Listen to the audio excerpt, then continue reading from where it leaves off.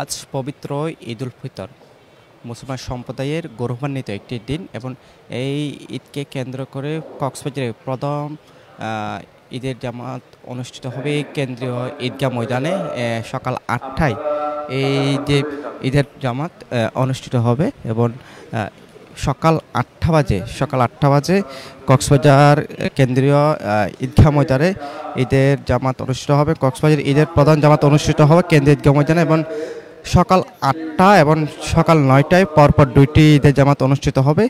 প্রথম জামাতে ইমামতি করবেন কক্সবাজার কেন্দ্রীয় মসজিদের ৩৪ বছরের খতিব আল্লামা মাহমুদুল হক এবং দ্বিতীয় জামাতে ইমামতি করবেন কক্সবাজার মডার্ন জামে মসজিদের ইমাম ও কেন্দ্রীয় ঈদগাহ ময়দান জামে মসজিদের খতিব মাওলানা মুফতি সুলাইমান কাশিমি। ইতিমধ্যে কক্সবাজার জেলা প্রশাসক মোহাম্মদ সালাউদ্দিনের সভাপতিত্বে ঈদুল ফিতর উদযাপন উপলক্ষে আয়োজিত যে ঈদগাহ ময়দানে একটু আগে আমরা দেখেছি কক্সবাজার জেলা প্রশাসক তিনি বক্তব্য রেখেছিলেন। পাশাপাশি আমরা দেখেছি আসলে কক্সবাজার পৌরসভার পক্ষ থেকে এই যে কেন্দ্রীয় ঈদগাহ ময়দানের যে আসলে সর্বোপরি যে সাজসজ্জা থেকে শুরু করে আয়োজক সেটি সম্পন্ন করা হয় এবং পাশাপাশি যে দুটি আসলে ঈদের জামাত অনুষ্ঠিত হবে সে উপলক্ষে আমরা দেখেছি আসলে দুটি জামাতের ব্যবস্থা করা হয়েছে। প্রতিটি জামাতে প্রায় ৮,০০০-এর বেশি মুসল্লি নামাজ আদায় করতে পারার মতো তারা ব্যবস্থা করেছে এবং বৃষ্টির কথা মাথায় রেখে প্যান্ডেলে ত্রিপল লাগানো সহ প্রয়োজনীয় ব্যবস্থা নেওয়া হয়েছে। আমরা দেখেছি কেন্দ্রীয় ঈদগাহ ময়দানে 5টি গেট দিয়ে মুসল্লিরা প্রবেশ করতে পারার মতো সে ব্যবস্থা করা হয়েছে এবং ঈদগাহ ময়দানে ঈদুল ফিতরের জামাতের সর্বোচ্চ নিরাপত্তার ব্যবস্থা করা হয়েছে। প্রতিটি স্তরে আমরা দেখেছি বিভিন্ন আইনশৃঙ্খলা বাহিনীর লোকজন মোতায়েন করা হয়েছে এবং উচ্চ ক্ষমতা সম্পন্ন সিসিটিভি ক্যামেরা স্থাপন করা হয়েছে। আইনশৃঙ্খলা রক্ষাকারী বাহিনীর সদস্যরা সার্বক্ষণিক বিষয়টি নজরদারিতে রাখবেন এবং কোনো মুসল্লি অসুস্থ হলে যাতে তাৎক্ষণিক চিকিৎসা সেবা পেয়ে যায় সেজন্য ইতিমধ্যে আমরা দেখেছি মেডিকেল টিমও প্রস্তুত করা হয়েছে। স্টেডিয়াম এবং স্টেডিয়ামের দক্ষিণ পাশের রোড, হাসপাতাল সড়ক ও জেলা পরিষদ মোড়ে আর্টসওয়ে অর্থাৎ নিরাপত্তা গেটও কিন্তু বসানো হয়েছে এবং কক্সবাজার জেলা পুলিশের উদ্যোগে দুইটি স্তরে নিরাপত্তার ব্যবস্থা জোরদার করা হয়েছে। প্রায় ৩০০ মুসল্লি যাতে একসাথে অজু করতে পারে সে ব্যবস্থায় কিন্তু করা হয়েছে এবং যেহেতু কক্সবাজার পৌর কর্তৃপক্ষ এটির সার্বিক তত্ত্বাবধানে থাকে সেক্ষেত্রে তারা বলছে যে এই ঈদগাহ ময়দানে মুসল্লিদের জন্য পর্যাপ্ত সুপেয় পানির ব্যবস্থা করা হয়েছে। অত্যাধিক তাপমাত্রার কথা চিন্তা করে প্যান্ডেলের প্রায় ১১০টির বেশি ফ্যান লাগানো হয়েছে। এছাড়া 15টি স্ট্যান্ড ফ্যান এবং 15টি এয়ার কুলার ব্যবস্থা করা হয়েছে। 5টি গেট থেকে মুসল্লিরা ময়দানে প্রবেশের জন্য প্রত্যেকের আতর প্রায় 500 মিলি মিনারেল পানি, খেজুর এবং টিস্যু উপহার দেওয়া হবে বলে জানানো হয়েছে। পাশাপাশি এই ঈদগাহ ময়দানে মনিটরিং সেল সার্বক্ষণিক কাজ করবে এবং 15টি ব্যানার সহ তোরণ নির্মাণ করা হয়েছে। যেহেতু প্রায় সময় সকাল 8টার কাছাকাছি এই কক্সবাজারে এই ঈদগাহ ময়দানে সকাল ৮টায় ঈদের প্রথম জামাত অনুষ্ঠিত হবে এবং এই প্রথম জামাত অনুষ্ঠিত পর দ্বিতীয় জামাত অনুষ্ঠিত হবে সকাল ৯টায়। এবার আমরা যেটা জানতে পেরেছি এই প্রথম জামাতে ইমামতি করবেন কক্সবাজার কেন্দ্রীয় জামে মসজিদের ৩৪ বছরের খতিব আল্লামা মাহমুদুল হক এবং দ্বিতীয় জামাতের ইমামতি করবেন কক্সবাজার মডেল জামে মসজিদের ইমাম ও কেন্দ্রীয় ঈদগাহ ময়দান জামে মসজিদের খতিব মাওলানা মুফতি সুলাইমান কাশিমি। ইতিমধ্যে ঈদের যে জামাত সেটি শুরু হচ্ছে।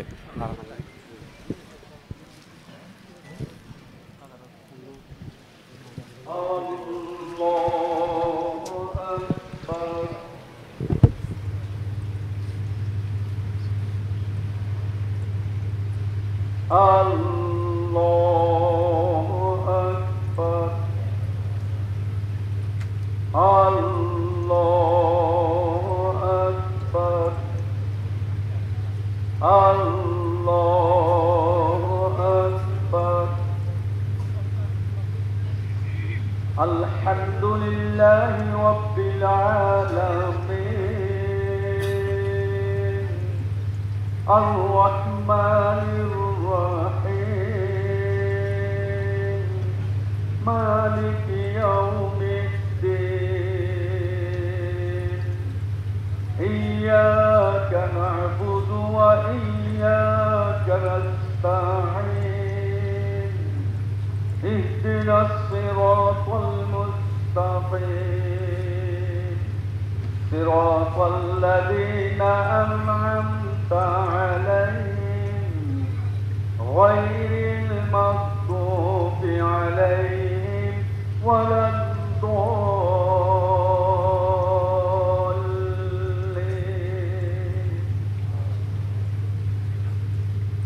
لا يكلف الله نفسا إلا وسعها لها ما كسبت وعليها ما اكتسبت ربنا لا تؤاخذنا إن نسينا أو أخطأنا ربنا ولا تحمل علينا إصرا كما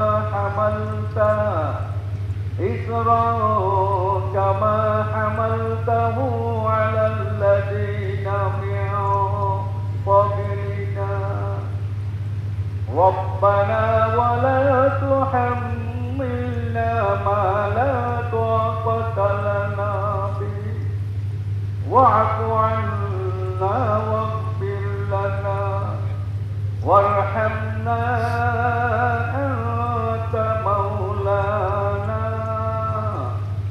فانصرنا على القوم الكافرين.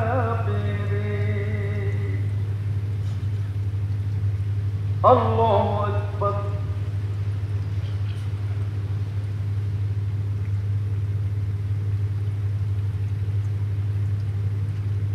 سمع الله لمن حمده. الله أكبر.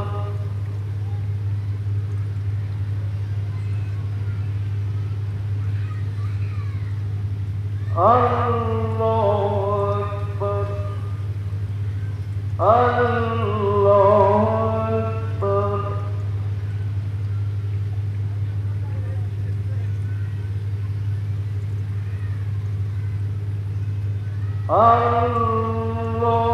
الله أكبر. الحمد لله رب العالمين الرحمن الرحيم مالك يوم الدين إياك نعبد وإياك نستعين اهدنا الصراط المستقيم صراط الذين أنعمت عليهم غير المغضوب عليهم ولا الضالين.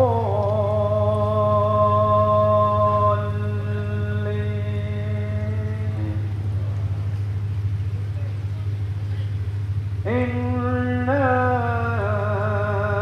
أعطيناك الكوثر فصل لربك وانحر إن شانئك هو الأبتر. الله أكبر. الله أكبر. الله أكبر. الله أكبر.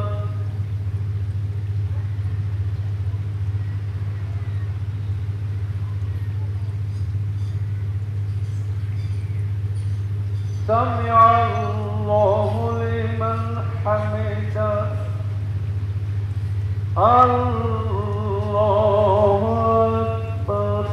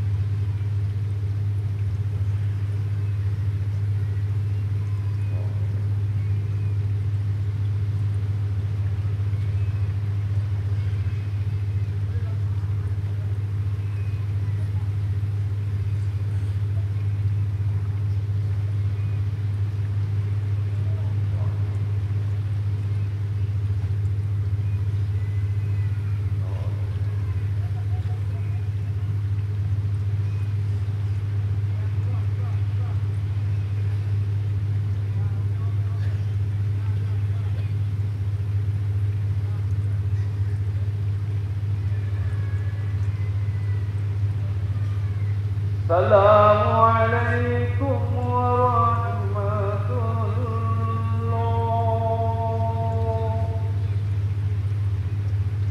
السلام عليكم ورحمة الله.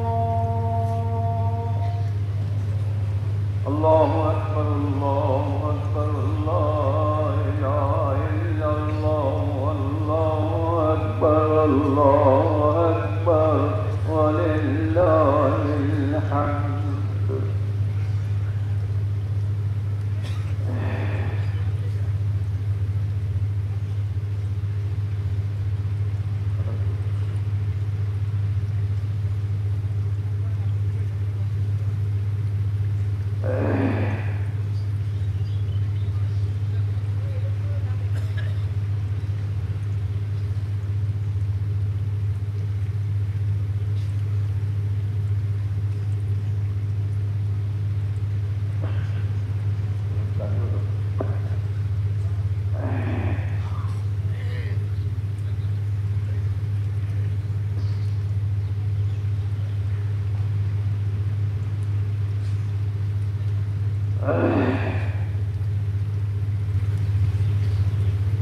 الله أكبر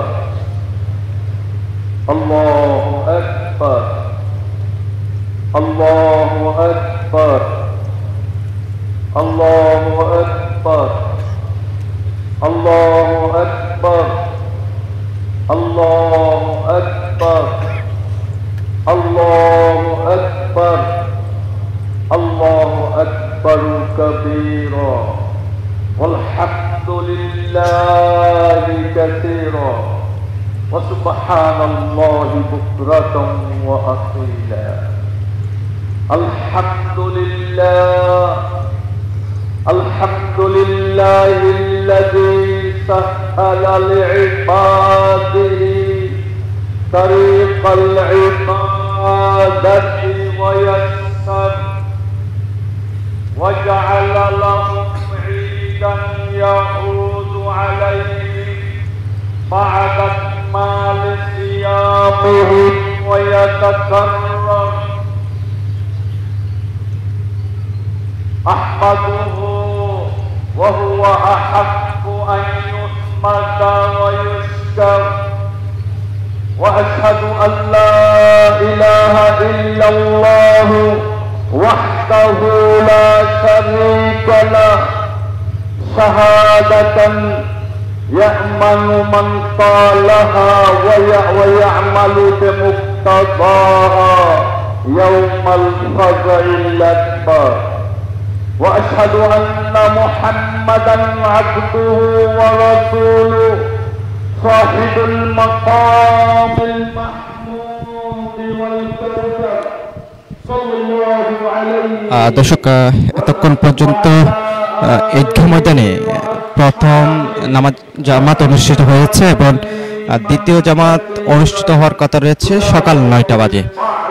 আমরা দেখছি আসলে এই যে প্রথম জামাতে সকাল 8টায় প্রথম জামাতে ইমামতি করেন কক্সবাজার কেন্দ্রীয় জামে মসজিদ অর্থাৎ বর্তমান মডেল মসজিদের 34 বছরের খতিব আল্লামা মাহমুদুল হক এবং দ্বিতীয় জামাতে ইমামতি করবেন কক্সবাজার মডেল জামে মসজিদের ইমাম ও কেন্দ্রীয় ময়দান ঈদগাহ ময়দান জামে মসজিদের খতিব মাওলানা মুফতি সুলাইমান কাশেমি।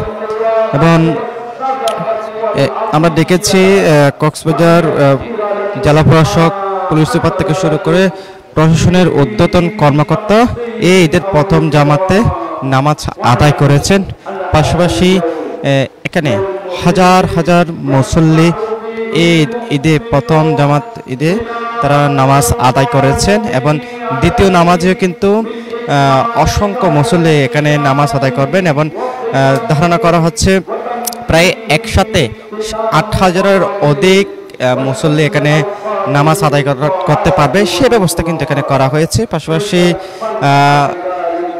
যারা মুসল্লি নামাজ আদায় করবে তাদের কথা চিন্তা করে এবং এখানে 5টি গেট দিয়ে মুসল্লিরা প্রবেশ করতে পারবেন এবং ঈদগাহ ময়দানে ঈদুল ফিতরের জামাতে সর্বোচ্চ নিরাপত্তার ব্যবস্থা করা হয়েছে। উচ্চ ক্ষমতা সম্পন্ন সিসিটিভি ক্যামেরা স্থাপন করা হয়েছে। আইন শৃঙ্খলা রক্ষাকারী বাহিনীর সদস্যরা সার্বক্ষণিক নজরদারিতে রয়েছে এবং বৃষ্টির কথা মাথায় রেখে ত্রিপল লাগানো সহ প্রয়োজনীয় ব্যবস্থা নেওয়া হচ্ছে এবং কোনো মুসল্লি যাতে অসুস্থ হয়ে পড়লে তাৎক্ষণিক চিকিৎসা সেবা দেওয়া হয় সেজন্য ইতিমধ্যে এখানে মেডিকেল টিম প্রস্তুত রয়েছে। স্টেডিয়াম এবং স্টেডিয়ামের দক্ষিণ পাশের রোড, হাসপাতাল রোড ও জেলা পরিষদ মোড়ে আর্টসওয়ে এবং অর্থাৎ নিরাপত্তা গেট বসানো হয়েছে। কক্সবাজার জেলা পুলিশের উদ্যোগে 2টি স্তরে নিরাপত্তা ব্যবস্থা নেওয়া হচ্ছে এবং 300 মুসল্লি যাতে একসাথে অজু করতে পারে সে ব্যবস্থা কিন্তু এখানে করা হয়েছে। এবং কক্সবাজার পৌরসভার পক্ষ থেকে প্রতি বছর এই ঈদগাহ ময়দানের তত্ত্বাবধানে এই যে নামাজের আদায় সেটি ব্যবস্থা ককরা হয়, এবছর তা করা হয়েছে। এবং আমরা দেখেছি যে আসলে প্রায় এই প্যান্ডেলে 110টির বেশি ফ্যান লাগানো হয়েছে। এই প্যান্ডেলে 110টি ফ্যানের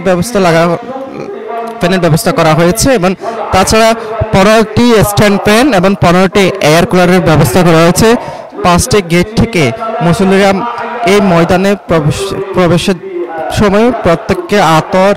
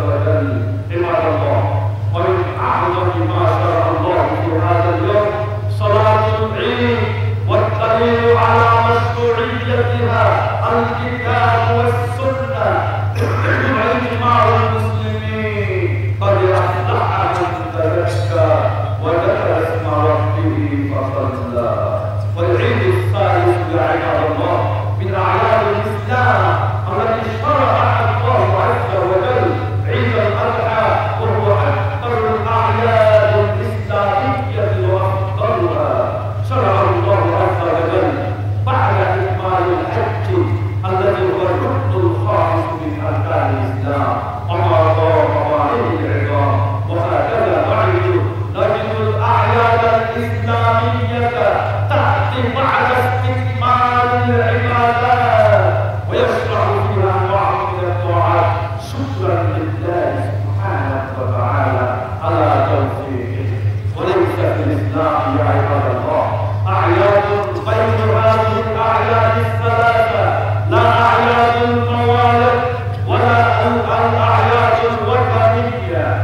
على الفكريات والعادات والانتصارات لأن في ذلك ابتداعا في الدين أو تشبها بالكفار والمشركين. فقد حصل للمسلمين من الانتصارات العظيمة ولم يحدثوا لذلك أعيادا لم يشرعها الله ولا رسوله.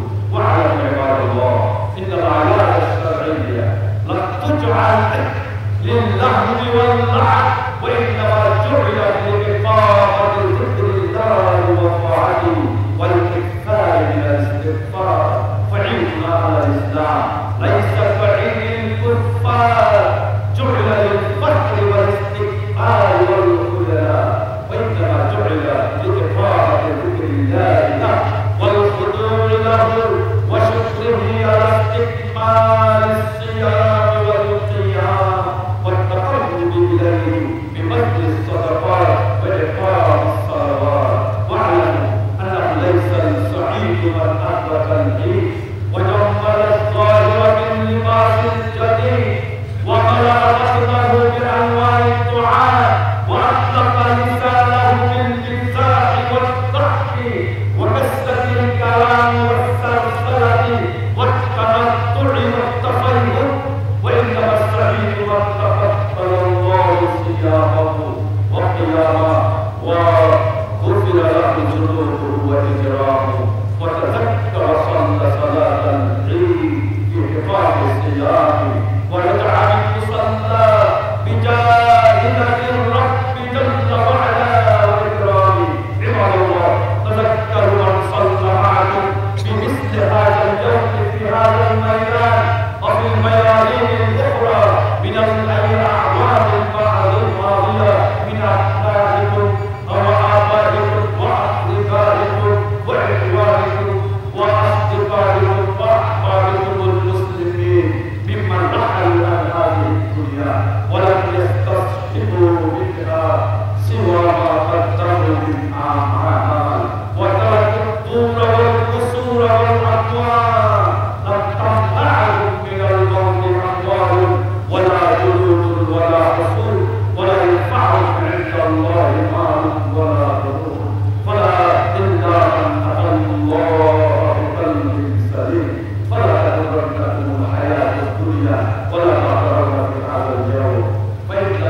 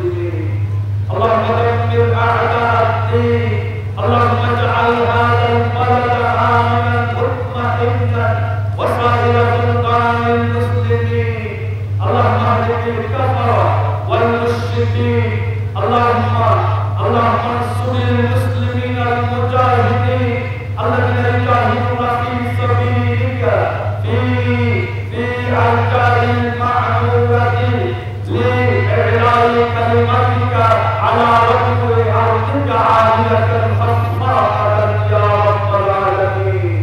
اللهم انصر المسلمين المجاهدين في كل مكان، ولا سيما مسلمين المجاهدين مجاهدي فلسطين الذين اضطهدوا من قبل أعداء الإسلام على أعداء المسلمين والإسلام هم اليهود والنصارى.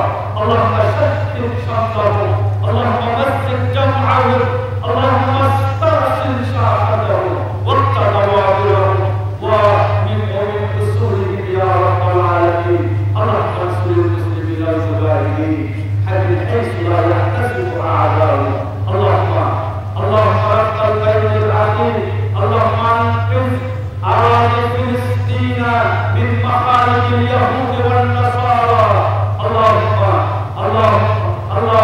تقبل منا كما تقبلت من عبادك الصالحين. اللهم تقبل منا صيامنا وقيامنا وركوعنا وسجودنا وعطياتنا وصدقاتنا وهباتنا كما تقبلت من عبادك الصالحين.